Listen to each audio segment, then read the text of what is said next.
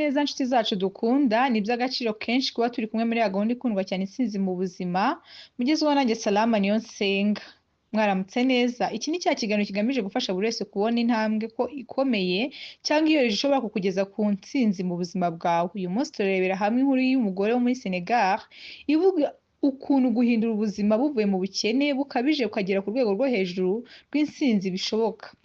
Uyu mugore yavukiye mu muryango ukennye cyane aho kubona n'ifunguro ry'umunsi byari ikibazo gikomeye, ariko ntiyigeze yemera ko ubukene bumugenera icyerekezo. Yagize inzozi, afite icyerekezo kandi yahisemo gukora cyane ndetse no kwihangana, kwizera Imana mu rugendo rwe rwose. Uyu munsi afite sosiyete nini ikorera mu mujyi wa Dakar, yohereza ibicuruzwa by'imyenda y'abagore mu mahanga, akaba ari umwe mu bagore b'icyitegererezo muri Afurika y'Uburengerazuba.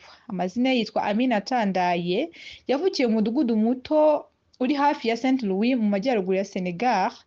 Ababyeyi bari abahinzi bato, babaga mu kazu gato bagahinga cyane ngo babone icyo kurya. Aminata akiri muto yabonaga ukuntu ubukene bwugarije umuryango wabo, yibuka ukuntu nyina ajya gucuruza kugira ngo abone amafaranga y'ishuri rye, ariko Aminata yari afite ikintu gikomeye cy'umwihariko, yari afite inyota yo kwiga no kumenya.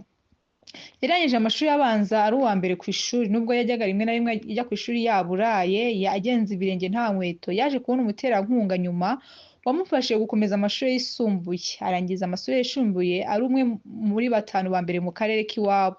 Mu gihe abandi bakobwa benshi muri ako gace bahitaga bashyingirwa, we yahisemo gukomeza kwiga. Yarakoraga akazi ko gufasha abantu amasuku, kubamesera imyenda kugira ngo abone amafaranga y'ibikoresho by'ishuri. Nyuma yo kurangiza amashuri, Aminata yagiye i Dakar gushaka akazi, ariko byaramugoye cyane. Yabanje gukora akazi ko mu rugo mu gihe kingana n'imyaka 2 kugira ngo abone amafaranga yo gutangiza bizinesi y'ubucuruzi bw'imyenda y'abagore. Yaguraga imyenda muri Dakar akajya kuyicuruza mu gasoko gato ko mu cyaro. Ku ikubitiro byari bigoye cyane. Hari n'igihe imyenda yangizwaga n'imvura agahomba kuko atari akamenya ko bizinesi ikorwa. Ariko ntigeze acika intege, yari afite amahame y'ingenzi yagiraga mu buzima bwe yashyizeho, yamubereye inkingi ikomeye. Kwizera ko bizashoboka nubwo abandi batabyemera, gukora cyane atitaye ku bihe, kutarya inyungu bya mbere ahubwo akayisubiza mu bucuruzi bwe. Mu myaka 5 ubucuruzi bwe bwari bumaze gukura, yari yatangiye kohereza imyenda i Banjari muri Gambia no muri Cote d'Ivoire. Yaje kubona abashoramari batangiye kumwizera no kumwiyambaza nk'umuntu uzi ubucuruzi cyangwa business. Hano turasanga ingingo z'ingenzi zamufashije. Aminata yaravuze ati, ubukene si indwara ahubwo ni ahantu uhera kugira icyerekezo. Yagize amahame 4 yamufashije cyane: kuba inyangamugayo mu byo akora byose, yanze uburiganya, arangwa n'ukuri. Abakiriya bamwizeraga kuko ibyo yakoraga yababwiraga yabisohozaga. Kugira intego n'icyerekezo, yandikaga intego ze buri mwaka. Mu mwaka 5 nzaba mfite sosiyete yohereza ibicuruzwa mu mahanga. Uyu munsi ibyo yavuze byarasohoye. Gukunda kwiga ibintu bishya, ntiyarambirwaga, ahubwo yahoraga mu mahugurwa y'ibijyanye n'ubucuruzi, icungamutungo, ikoranabuhanga. Yiga gukoresha ibikoresho bya internet mu bucuruzi bwe, kohereza ndetse no gucuruza muri rusange. Kwizera ko Imana nubwo ibintu byabaga bikomeye, ntiyigeze areka gusenga. Yaravuga ati, nzi ko Imana itareka umuntu wayo uyikorera adacogora. Mu mwaka w'ibihumbi 2015 Aminata yashinze sosiyete yitwa Ami Export. Akaba yaroherezaga ibicuruzwa byo muri Afurika n'i Burayi muri Amerika. Atangira yari afite abakozi 3, ariko ubu ngubu ageze ku bakozi barenga 200. Sosiyete ye itanga akazi ku bagore benshi batari bafite amahirwe. Ati, nashakaga gufasha abagore bari bameze nk'uko nari meze. Mu mwaka w'ibihumbi 2022 yahawe igihembo cy'umugore w'umushoramari mwiza muri Afurika y'Uburengerazuba. Ubu ni umunyamuryango w'ihuriro ry'abagore b'abashoramari muri Afurika. Akaba akunda gufasha cyangwa abakobwa bato mu mahugurwa. Nta bukene buruta kutagira icyerekezo. Nubwo Aminata yavukiye mu bukene, yari afite icyerekezo. Icyo cyerekezo cyamubereye inkingi ikomeye, cyamukuye mu mwijima.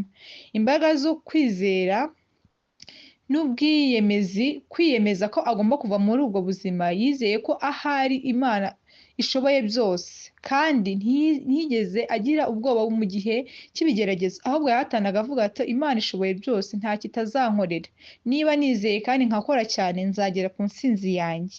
Gukunda umurimo, yakoraga amasaha menshi,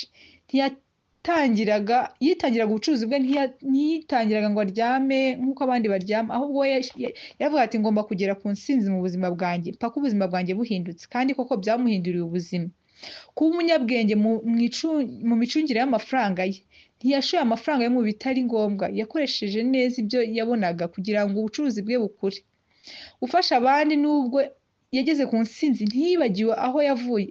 Ubufasha bwe bwageraga ku bandi bagore kuko imirimo ye yafashaga abagore kubaha akazi ndetse akabaha n'amahugurwa kugira ngo babashe kwiteza imbere. Dusoza rero nshuti yanjye, inkuru ya Aminata Ndaye itwigishije ko ubukene si iherezo ry'inzozi, ahubwo bushobora kuba itangiriro ry'urugendo rw'intsinzi. Buri wese muri twe ashobora kugera aho yifuza ku ntsinzi ye, niba yemeye gukora cyane, akizera Imana kandi ntacike intege. Kuba umunsi Aminata umwe mu bagore bubashywe muri Afurika ni ikimenyetso cy'uko nta kintu kidashoboka ku muntu wizeye kandi ukora.